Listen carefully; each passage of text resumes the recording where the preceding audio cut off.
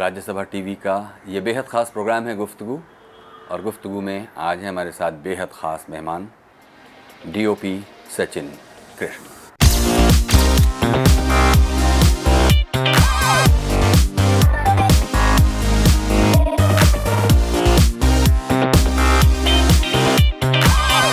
सचिन कृष्ण दिल्ली में जन्मे सचिन कृष्ण एक मशहूर सिनेमेटोग्राफर हैं। सचिन ने दिल्ली विश्वविद्यालय से पत्रकारिता की पढ़ाई की। इसी दौरान सचिन को लिखने के साथ ही कैमरे से लगाव हो गया। कैमरे और तस्वीरों में बढ़ती दिलचस्पी के चलते सचिन कृष्ण ने पुणे के फिल्म एंड टेलीविजन इंस्टीट्यूट से मोशन पिक्चर फोटोग्राफी में स्पेशलाइजेशन किया। यही वो जगह थी जहां सचिन का परिचय विश्व सिनेमा से हुआ। पुणे से पास होने के 1 महीने बाद ही सचिन को फिल्म शूट करने का मौका मिला। हालांकि वो फिल्म को अधूरा छोड़कर वापस दिल्ली आ गए। इसके बाद सचिन कृष्ण ने राम गोपाल वर्मा की फिल्म वास्तुशास्त्र में काम किया, जिसने उनके करियर को एक नया आयाम दिया। रोहन को ये वाला कमरा देंगे। हाँ हाँ, बॉल हवा में रुक गई है। सुनो, मरोगे। सचिन कृष्ण ने प्रकाश झा के साथ राजनीति, सत्याग्रह, चक्रव्यूह, आरक्षण और जय गंगा जल जैसी फिल्मों में काम किया।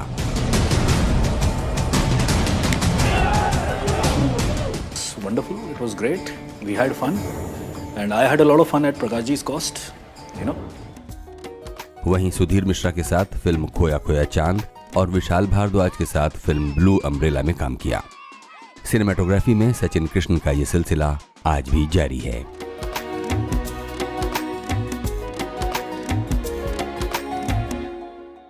बहुत बहुत स्वागत है सचिन जी। धन्यवाद।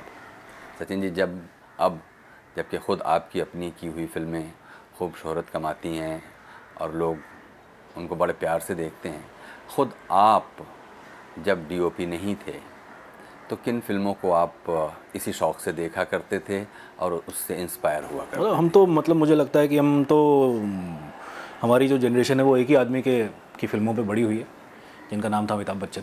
तो हम तो बड़े शौक़ से उनकी फिल्में देखा करते थे।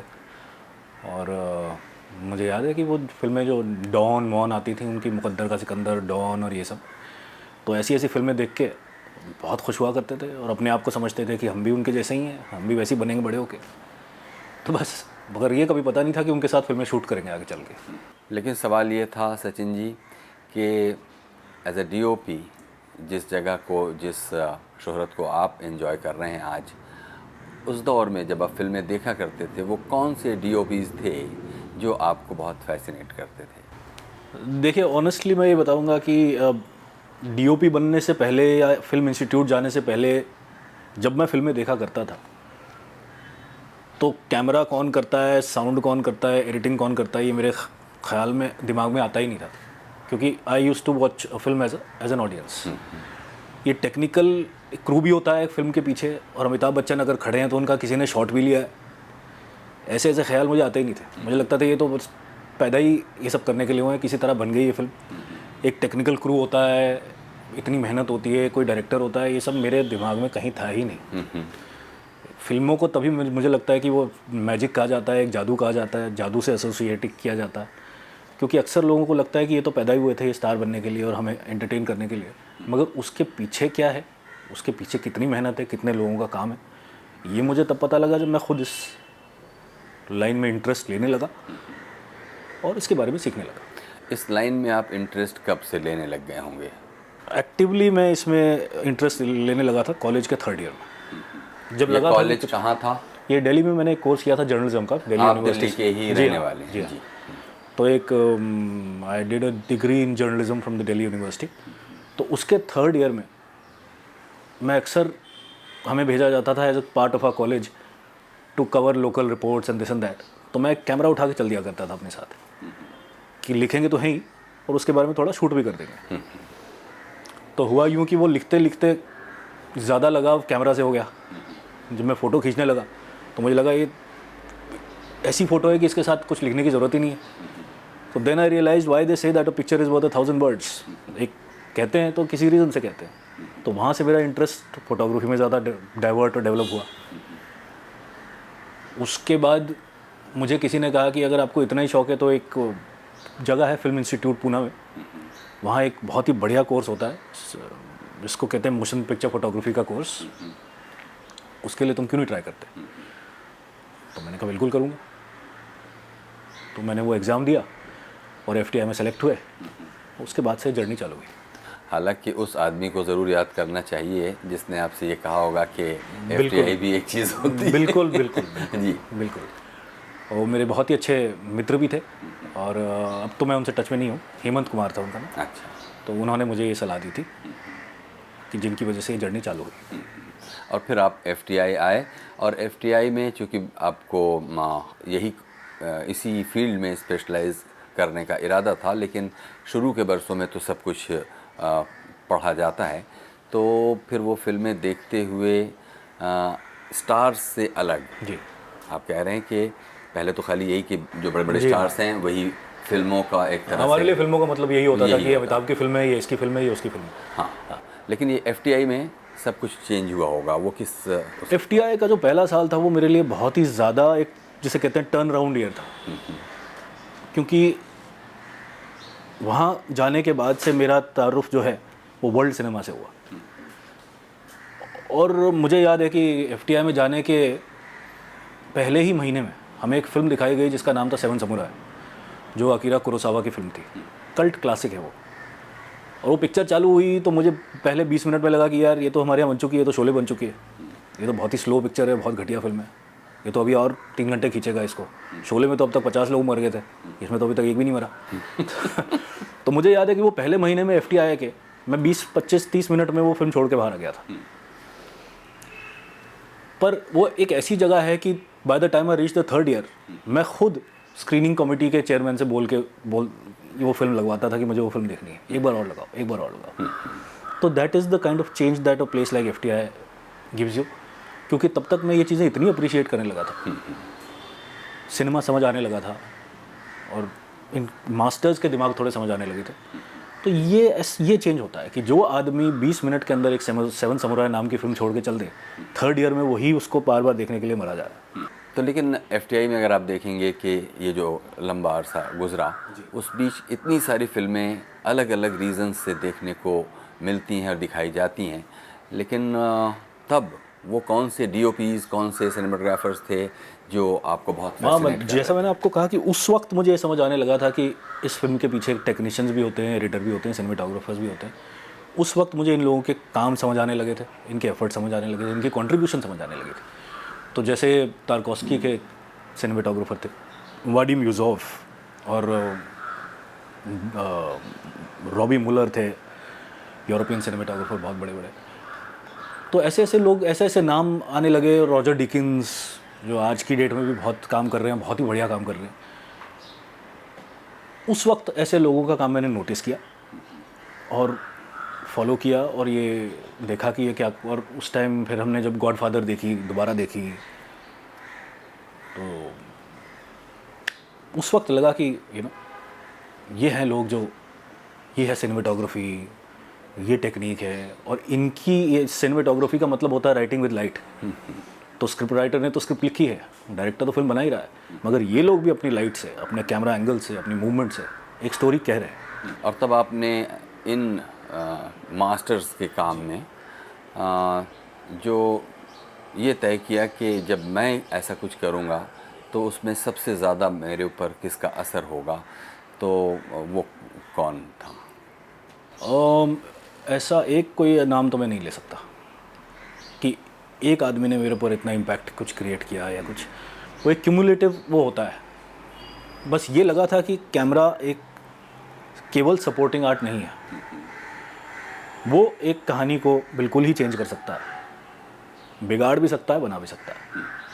तो वहाँ इतने सारे मास्टर्स का काम देखने के बाद ये एक चीज़ ज़रूर दिमाग में आ गई थी कि कुछ इससे लिया, कुछ इससे लिया, कुछ इससे लिया, बट सबसे एक ही चीज़ ली कि ये कैमरा एक स्टोरी टेलिंग का टूल है और उसको उसी तरह यूज़ किया जाए। तो मैं किसी एक को पिन पॉइंट तो नहीं शायद कर पाऊँ, बट इन सब ने मिलके इतना इन्फ्लुएंस किया और सिनेमाटोग्राफी के प्रति जो है इतनी इज्जत दिमाग में दी कि हाँ यार ये तो बहुत कुछ है, कुछ चीज़ है, और इसको जितना सीरियसली लिया जाए कम है, क्योंकि ये एक स्टोरी टेलिंग टूल है और शुरू से ही कुछ लिखने की आदत तो थी, स्टोरी कहानी कहने की आदत थी, तो वो मुझे लगा कि हम टेक्निकली भी कह सकते हैं। और मेरे हाथ में इतना बड़ा एक टूल है जिससे हम जो राइटर ने लिखा है, जो डायरेक्टर कहना चाह रहा है, उसको एक एनहांस करके पर्दे पे हम अपनी तरीके से भी एक स्टोरी कह सकते हैं। तो फिर इस तरह जब FTI की पढ़ाई आपकी पूरी हो गई तो क्या रोज़गार के लिए अपने हाथों अपनी रोटी कमाने के लिए जो शुरुआत थी वो सफ़र क्या काफ़ी मुश्किलों से भरा हुआ था? नहीं, मेरे लिए कोई ख़ास नहीं था मुश्किलों से भरा हुआ। मेरे लिए सबसे बड़ी जो लड़ाई थी, लोग अक्सर आके बाहर इंडस्ट्री से लड़ते हैं और अपनी जगह बनाने के लिए बहुत संघर्ष करते हैं, मेरे साथ उल्टा था। मेरी लड़ाई जो थी वो सिर्फ अपने आप से थी, क्योंकि वो 3 साल FTI में मेरे ऐसे निकले कि मेरी पूरी सेंसिबिलिटी जो थी वो एक 180 डिग्री का टर्न ले चुकी थी। मुझे लगता था कि ये सिनेमा का मतलब यही है कि यूरोपियन हो और ऐसी शॉट टेकिंग हो और पोलिश ये हो। एक आप 3 साल तक किसी चीज़ की घुट्टी पिए जा रहे हो तो वो आपके दिमाग में कहीं बैठ जाती है। तो मेरे दिमाग में वो बहुत उस टाइप की सेंसिबिलिटी का जो टर्न अराउंड आया, उसके बाद मैं बहुत एक बॉलीवुड के बड़े डायरेक्टर आए थे वहाँ हमारे, जब 3rd ईयर में हमने डिप्लोमा फिल्म शूट की, तो वो एक बहुत एस्टेब्लिश डायरेक्टर थे, मैं उनका नाम नहीं लूँगा, और एक बहुत ही बड़े बैनर के लिए बॉम्बे में एक कमर्शियल फिल्म बना रहे थे, और उनका ये ख्याल था कि मैं एक नए सिनेमेटोग्राफर को लूँ ताकि वो मेरी फिल्म में फ्रेश लुक ला सके। तो उन्होंने हमारे पिछले 3-4 साल की डिप्लोमास देखी और मुझे सेलेक्ट किया, मुझे बुलाया गया उसके लिए। तो मुझे FTI से निकलने के मेरे ख्याल से 1 महीने के अंदर अंदर बहुत बड़ी ब्रेक मिली। मैंने उनकी फिल्म शूट करना चालू किया। मगर जैसा कि मैंने कहा कि वो 3 साल के अंदर अंदर मेरा दिमाग 180 डिग्रीज घूम चुका था, और मेरी इस सिनेमा से जो मेरी इंटरप्रिटेशन थी वो चेंज हो चुकी थी। और जब मैं बाहर आया तो मैं एक प्रॉपर बॉलीवुड फिल्म इंडस्ट्री की एक फिल्म शूट करते हुए मैंने अपने आप को पाया, तो मुझसे वो डाइजेस्ट नहीं हुआ। मैंने वो फिल्म 1 महीना 2 महीना 1.5 महीना शूट की मेरे ख्याल से, पहला शेड्यूल मैंने उसका शूट किया। और फिर मुझे जब लगा कि यार ये तो मैं सीख के नहीं निकला हूँ, और मुझे ये सब ये डांस और ये और वो ये तो मतलब मज़ा नहीं आ रहा है इसमें, तो फिर मैंने वो जब मुझसे नहीं हुआ, मुझे मज़ा नहीं आया उस चीज़ में, और मुझे लगा कि ये मेरा इंटरप्रिटेशन ऑफ सिनेमा नहीं है, ऐसा मैं काम करना नहीं चाह रहा हूँ, तो फिर मैंने उनसे बड़े विनम्र तरीके से माफ़ी मांगी और मैंने उनसे बोला कि ये मुझसे नहीं हो पाएगा। आपने काम बीच में छोड़ दिया? जी हाँ, वो फिल्म मैंने आधी छोड़ दी थी। और फिर मैं इतना डिसिल्यूजन सा हो गया था फिल्म इंडस्ट्री से कि हम इतना अच्छा काम सीख के निकले हैं और ऐसा काम करने को मिल रहा है, कि मैं दिल्ली से आया था, बीच में पुणे गया 3 साल के लिए FTI। मुझे लगा कि यहाँ काम करना वर्थ इट ही नहीं है, कि ये अगर ये काम इसे फिल्म मेकिंग और इसे सिनेमेटोग्राफी कहते हैं, तो इससे अच्छा तो मैं घर बैठ के दिल्ली में बैठ के पढूं लिखूं, पियानो सीखूं, कुछ करूं। तो फिर मैं बॉम्बे छोड़ के तब मुझे लगता है कि 2-3 साल के लिए दिल्ली चला गया था। अच्छा। जी हाँ, वहाँ मैंने कुछ नहीं किया, वहाँ मैं फ्रेंच सेंटर गया, वो ज्वाइन किया, एक पियानो की क्लास ज्वाइन की, पढ़ाई की, लिखाई की। शाम को मैं कनॉट प्लेस जाता था, कोल्ड कॉफ़ी पीता था, दिल्ली के मज़े लेता था। तो ऐसे मेरी जर्नी चालू और ख़त्म हुई पहले बॉम्बे में। ऐसा 3 साल चला? जी हाँ। कि आपने FTI से जी हाँ, कोर्स पूरा करने के बाद निकलते ही फिल्म शूट करना चालू किया। लेकिन उसे बीच में छोड़कर दिल्ली पहुंचकर फिर थोड़ा वक्त गुजारा, और फिर उसके बाद क्या हुआ? उसके बाद मेरा जो बहुत ही सबसे करीबी दोस्त था, जिसके साथ मैंने कुछ टीवी किया था उस दौरान, बॉम्बे छोड़ने से पहले टीवी के कुछ 2-3 एपिसोड किए थे। एक बहुत ही अच्छा सीरियल आता था हकीकत, तो उसके हमने 2-3-4-5 एपिसोड किए थे। उसको ब्रेक मिली एज अ फिल्म डायरेक्टर, जो राम गोपाल वर्मा जी थे। उस दोस्त का नाम था सौरभ नारंग। उस वक्त मैं दिल्ली में था, तो उसको राम गोपाल जी ने जब बोला कि तुम अपनी पहली फिल्म बनाओ मेरे साथ, तो उसने मुझे फ़ोन किया कि देखो ऐसा है कि मैं अपनी पहली फिल्म बना रहा हूँ और वो तुम ही शूट करोगे। तो मैंने 1-2 बार उसको बोला कि नहीं, मैं खुश हूँ, दिल्ली में हूँ, मुझे नहीं आना। तो मित्रता ऐसी थी कि प्रेशर ऐसा था कि उसने कहा तू ही करेगा और आना ही पड़ेगा। तो मैं आया और हमने वो फिल्म शूट की, और वो बहुत ही टेक्निकली बहुत अच्छी फिल्म थी, और बहुत शूट करने मेरा दोस्त तो था ही, वो उसके साथ बहुत अच्छी ट्यूनिंग थी, राम गोपाल जी थे। तो बस वो फिल्म शूट की, फिर उसके बाद से कभी पीछे मुड़ के देखा था। वो कौन सी फिल्म? उस फिल्म का नाम था वास्तुशास्त्र। वो एक हॉरर फिल्म थी, सुष्मिता जी थी उसमें। तो वो फिल्म मैंने अपनी पहली फिल्म ऑफिशियली शूट की, जो छोड़ी नहीं, पूरी की। और उसके बाद से फिर one film led to the other. तो फिर आगे की कहानी क्या है सचिन कृष्ण, इस बारे में बातें करेंगे, लेकिन एक छोटा सा ब्रेक अभी ले लेते हैं। अभी वक्त है छोटे से ब्रेक का। ब्रेक के बाद हाजिर होते हैं और बातें जारी रखते हैं जाने माने डीओपी सचिन कृष्ण के साथ। बाकी लोग चाहे कहीं से भी चालू करते हो, मेरा हमेशा ये एफर्ट रहता है कि मेरा जो एसोसिएशन है फिल्म के साथ, वो राइटिंग स्टेज से चालू हो।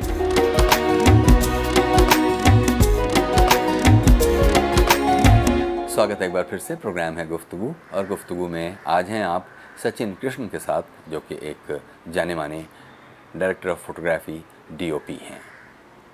सचिन, आपने कहा कि फिर वास्तुशास्त्र के बाद आपने पीछे मुड़कर नहीं देखा, लेकिन इस वक्त अगर आप पीछे मुड़कर देखें तो आपकी ही की हुई जो फिल्में हैं उनमें सबसे ज़्यादा आपको किस फिल्म को करने में बहुत एक चैलेंज भी था और बहुत मज़ा भी आया? देखिए, चैलेंज तो ऐसा है कि हर फिल्म एक चैलेंज होती है, specially in a tough field like cinematography. हर एक फिल्म का हर एक शॉट बहुत चैलेंजिंग होता है। जो आदमी ये कहे कि नहीं ये फिल्म तो आराम से अपने आप शूट हो गई, या तो उसने फिल्म में इंटरेस्ट नहीं लिया, या वो पता नहीं किस टाइप की फिल्म मेकिंग की बात कर रहे हैं। पर हर फिल्म एक बहुत बड़ा चैलेंज होती है। हाँ, मज़ा किसी फिल्म में ज़्यादा आता है, किसी में कम आता है। तो मेरी पर्सनल फेवरेट्स काफ़ी फिल्में हैं, तो मुझे लगता है कि 20-25 फिल्म में शूट कर चुका हूँ। पहली फिल्म तो हर आदमी की ही हमेशा फेवरेट होती है, क्योंकि उससे बहुत मेमोरीज अच्छी जुड़ी होती हैं, बुरी जुड़ी होती हैं, और जब आपका पहला टेस्ट ऑफ प्रोफेशन होता है, सब कुछ होता है। तो वास्तुशास्त्र तो थी, क्योंकि सबसे बड़ी बात तो मैंने अपने परम मित्र के साथ वो फिल्म शूट की थी। उसके एकदम बाद मैंने विशाल भारद्वाज की फिल्म शूट की, ब्लू अम्ब्रेला।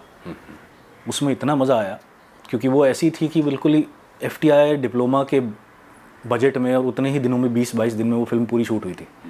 और इतनी खूबसूरत स्टोरी थी वो, और इतनी बढ़िया लोकेशंस थी, और इतने बढ़िया डायरेक्टर के साथ काम करने को मिला शुरुआत में, कि वो फिल्म शूट करके मुझे बहुत ही मज़ा आया। उसके बाद फिर मैंने एक जो फिल्म जो मुझे बहुत ही याद रहेगी और जो जिसमें मज़ा आया काम करके, जिसको बोलें, वो सुधीर मिश्रा की फिल्म थी खोया खोया चांद। उसमें हमने एक दर्शकों को हम उसमें 50s और 40s के पीरियड में लेके गए। वो पीरियड फिल्म थी, और उस टाइम की फिल्म इंडस्ट्री के बारे में फिल्म थी। तो और VK मूर्ति साहब वगैरह के काम तो सबको ही पसंद आते थे। गुरुदत्त की फिल्में सबको अच्छी लगी। वो उस जॉनर की फिल्म थी। वो हमारी और सुधीर की ये डिस्कशन हुई थी कि उसको कागज़ के फूल टाइप कुछ ट्रीटमेंट और उस जोन में अगर हम लेके जाएं तो मज़ा आए। और वो जो जोन है और वो जो ट्रीटमेंट है, वो किसी भी सिनेमेटोग्राफर के लिए एक ट्रीट है, क्योंकि उसको शूट करना, उसका वैसा प्रोडक्शन डिज़ाइन हो, कॉस्ट्यूम्स हो, वो सब, वो स्टोरी। तो एक खोया खोया चांद शूट करके मुझे बहुत मज़ा आया। उसके बाद फिर हमारी एसोसिएशन जो है वो प्रकाश जी के साथ चालू हुई।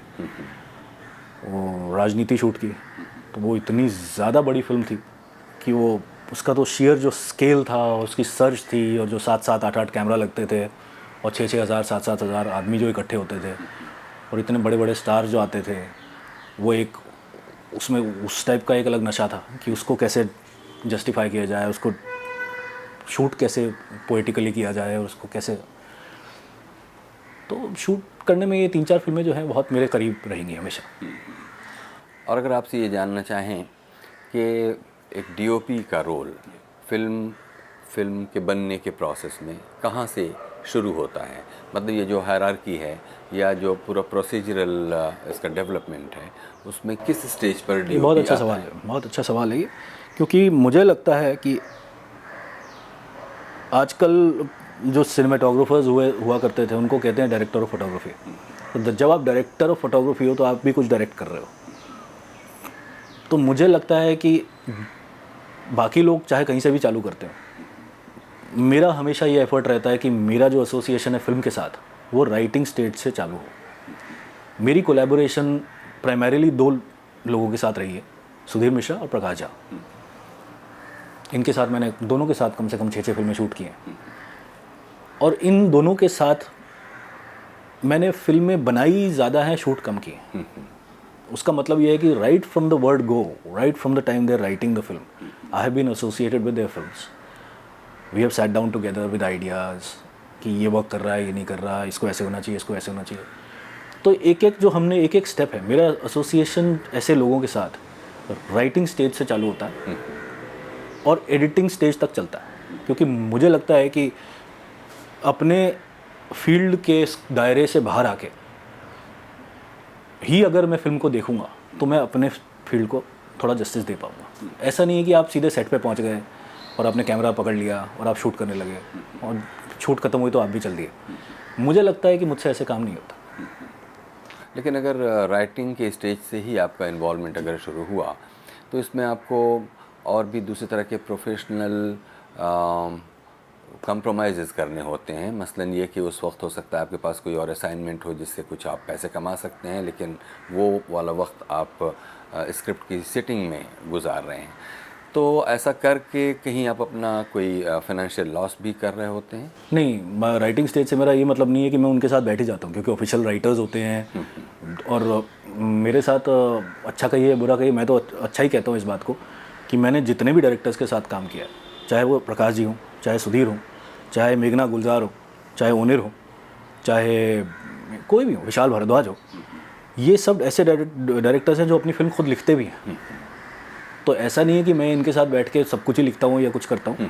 मैं तो जब मुझे, जैसा आपने कहा कि और भी कमिटमेंट्स होती हैं, कभी कुछ ऐड होता है, कभी किसी और की फिल्म होती है, कभी कुछ होता है, तो जैसे भी मुझे वक्त मिलता है, जब मुझे बुलाया जाता है इन लोगों से, और ऐसा भी नहीं है कि मैं इनके सर पे खुद चढ़ के बैठ जाता हूँ कि दिखाओ मुझे क्या लिखा है। तो जब ये डायरेक्टर्स मुझे बुला के ये पूछते हैं कि चलो ये बताओ ये वर्क कर रहा है कि नहीं कर रहा, तो तब मेरी कंट्रीब्यूशन उतनी हो जाती है।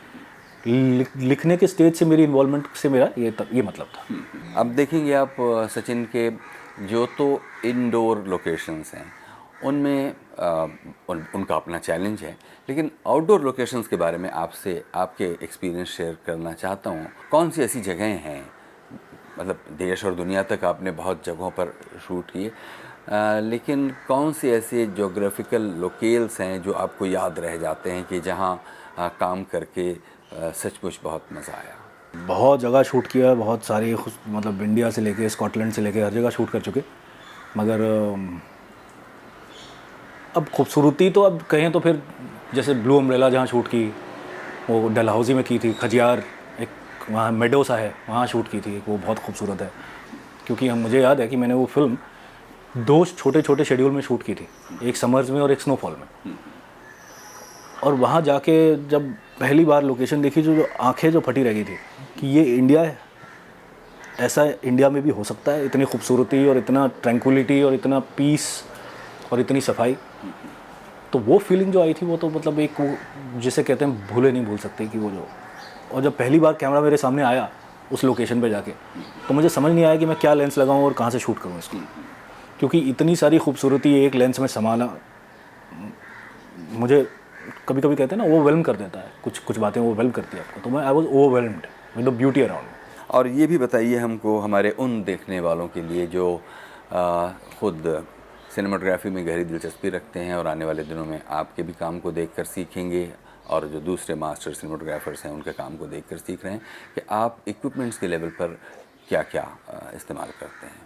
देखिए, मेरी जनरेशन तो ये है कि जब हमने सिनेमाटोग्राफी स्टार्ट की थी तो फिल्मों पे शूट होती थी फिल्में, तो हमने तो ट्रांजिशन देखी है, फिल्मों से डिजिटल की जो ट्रांजिशन हुई है, हम उस कस्प जनरेशन में त्रिशंकु की तरह फंसे हुए थे किसी ज़माने में। बट हमारे जैसे लोगों ने वो ट्रांजिशन देखी है और उस ट्रांजिशन के लिए अडेप्ट किया है अपने आप को। तो आजकल फिल्म का नामो निशान मिट चुका है, अब सब फिल्में जो हैं वो डिजिटल पे शूट होती हैं। अगर आप ये पूछ रहे हैं कि आजकल मैं क्या यूज़ करता हूँ, क्या प्रेफर करता हूँ, तो आजकल तो सभी डिजिटल पे शूट कर रहे हैं। उस डिजिटल में जो है मेरा जो फेवरेट कैमरा वगैरह है वो एरीफ्लेक्स एलेक्सा करके एक कैमरा आता है, तो उस पर हम शूट करते हैं। तो वो मुझे लगता है कि बेहतरीन कैमरा है आज के ज़माने में। और ये जो नई टेक्नोलॉजी आती है डिजिटल में भी आप देखेंगे कि वेरीड किस्म की टेक्नोलॉजी आपको ऑफ़र की जाती है, और उसमें ख़ास तौर पर मीडिया को लेकर जो कॉम्पैटिबिलिटी है, यानी कि जो मीडिया आप इस्तेमाल कर रहे हैं उसके जो स्टैंडर्डाइजेशन को लेकर कुछ एक बहसें हैं।